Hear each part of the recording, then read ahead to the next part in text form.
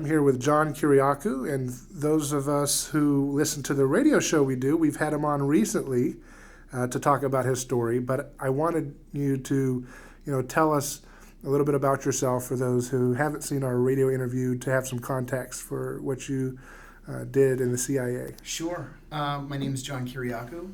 I am a former CIA counterterrorism officer. I spent 15 years in the CIA. The first half of my career was in analysis, mostly in the Middle East, all of it in the Middle East. And the second half of my career was in counterterrorism operations. I was the chief of CIA counterterrorism operations in Pakistan after the 9/11 attacks. And I led a series of raids one night in late March 2002 that resulted in the capture of Abu Zubaydah, who we believed at the time was the number 3 in Al-Qaeda. We also captured, I'm not allowed to say the number, but many dozens of other Al-Qaeda fighters. I left the CIA in 2004 to go into the private sector. And in December 2007, I decided to blow the whistle on the CIA's torture program, which I believed was patently illegal, in addition to being immoral and unethical. I gave a nationally televised interview on ABC News with Brian Ross, and I said that the CIA was torturing its prisoners. I said that torture was official U.S. government policy. It was not the result of a rogue officer, as President Bush had intimated. And I said that the program had been personally approved by the president himself. As you might imagine, the FBI began investigating me the very next day, and they investigated me for a full year, from December of 2007 until December 2008. I ended up going up to Capitol Hill and worked as the chief investigator on the Senate Foreign Relations Committee. And then in January of 2012, so this is 4 years and a month after blowing the whistle, I was arrested by the FBI. I was charged with 5 felonies, including 3 counts of espionage, coming out of that original ABC News interview. Of course, I hadn't committed espionage. Those charges were all dropped eventually. But to make a long story short, I had to take a plea to a lesser charge to make the whole thing go away. I was more than $1 million in debt thanks to legal fees, and the CIA wanted their pound of flesh. And so I agreed to take a plea to violating the Intelligence Identities Protection Act of 1981. I served 23 months in a federal prison. I have 0 regrets. And now I've kind of become a de facto spokesman for issues pertaining to liberty and civil rights, civil liberties, human rights, the rule of law. I believe in the Constitution.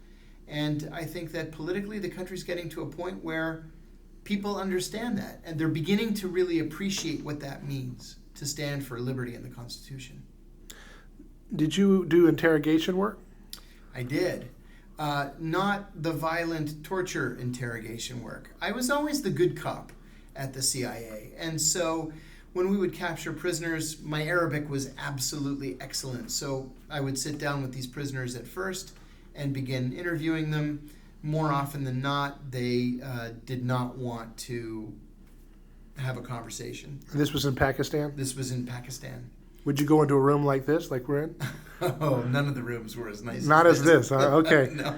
So, but did you have a little desk or a table like Had this? a table that had an eye bolt in it, so we could chain the prisoner to the table. So Was it a metal table or? It was a metal table, yeah. Real cold? No, that came later. Okay. That came later in the secret sites. So you'd come in a little small table similar to the size of this table? And I would say, Salamu alaikum, satata'awan ma'anak. May peace be upon you.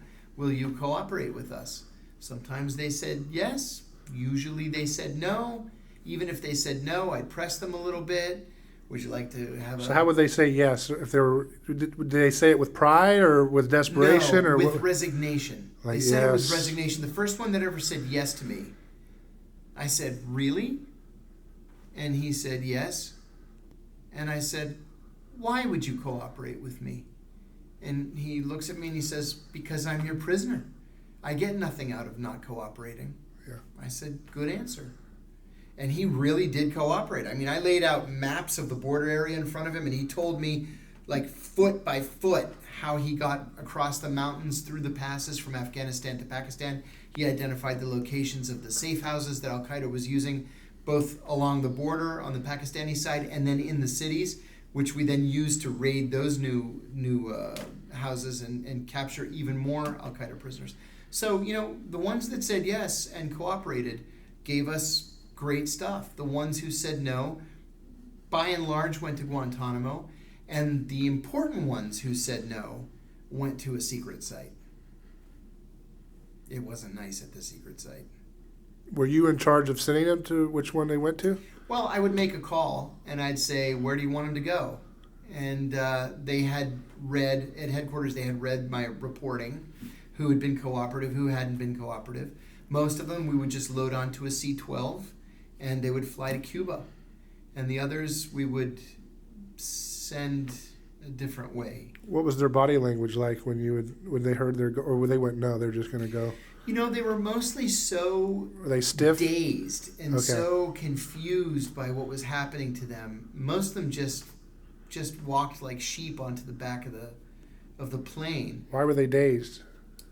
Because this was all of this is happening in the middle of the night, right? Okay. So they're exhausted, they're terrified, they just escaped from Tora Bora, which we bombed the daylights out of. And here at 2:00 in the morning, the Americans broke down the door and just grabbed them.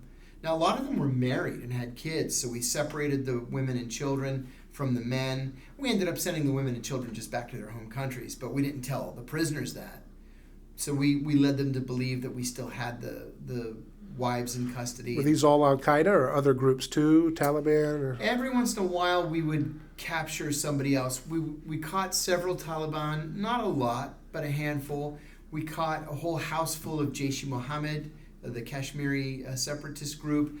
And then we would get a lot of Egyptian Islamic Jihad, EIJ guys. Now, they had merged with Al-Qaeda, but they still kept kind of a separate ethnic identity because they were all Egyptians. In Pakistan? In Pakistan. They came over there to help? Yeah.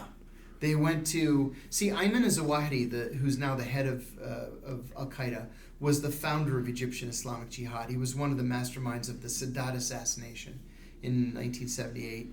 So when he pledged fealty to Osama bin Laden, he took the entire group with him, and EIJ merged into Al-Qaeda. What was your favorite thing about your experience with the Pakistani people? With the Pakistani people, I did actually become friends with my Pakistani counterparts, as crazy as that might sound, because you can't really trust anybody in Pakistan. They're working both sides of the fence, right?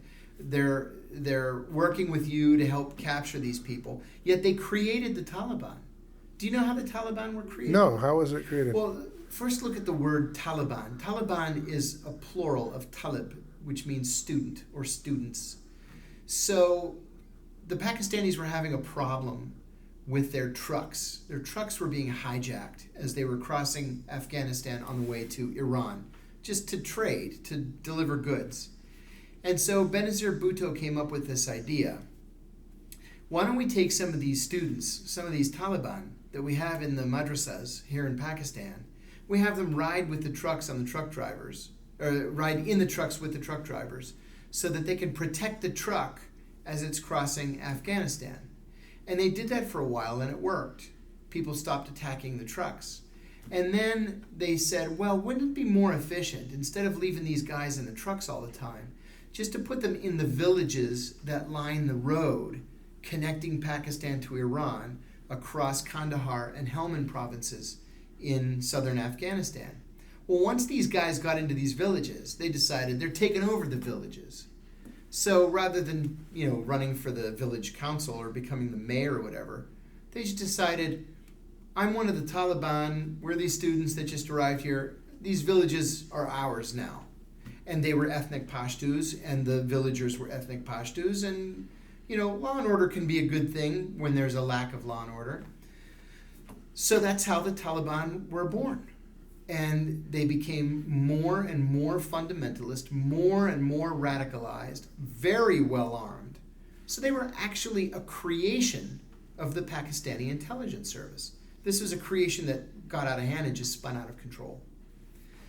Now, you've got the Pakistanis who created the Taliban, also helping us capture Taliban and Al-Qaeda, while at the same time funding and arming Kashmiri separatist groups. So who do you trust? You can't trust anybody. You just have to hope that they're going to be the good guys on the operation with you, and then what they do in their spare time, just hope that it doesn't cause you any damage. So I became friendly with these guys to the point where they had me over to their house for dinner. I met their wives and kids, and everything was copacetic. Were these small homes or big homes? Or? Very small homes. The only big homes were the generals' homes. They were all corrupt. Taliban generals? Oh, no. Okay. Pakistani generals. Okay. Who were taking money from the Taliban, who were growing poppy and selling heroin, and I thought the Taliban banned the growing of poppies in Afghanistan. Is that true? That's what they like to tell everybody. That's their pitch? In fact, poppy cultivation was banned until the 9/11 attacks. And so they decided that they just needed the money more than they needed to ban drugs.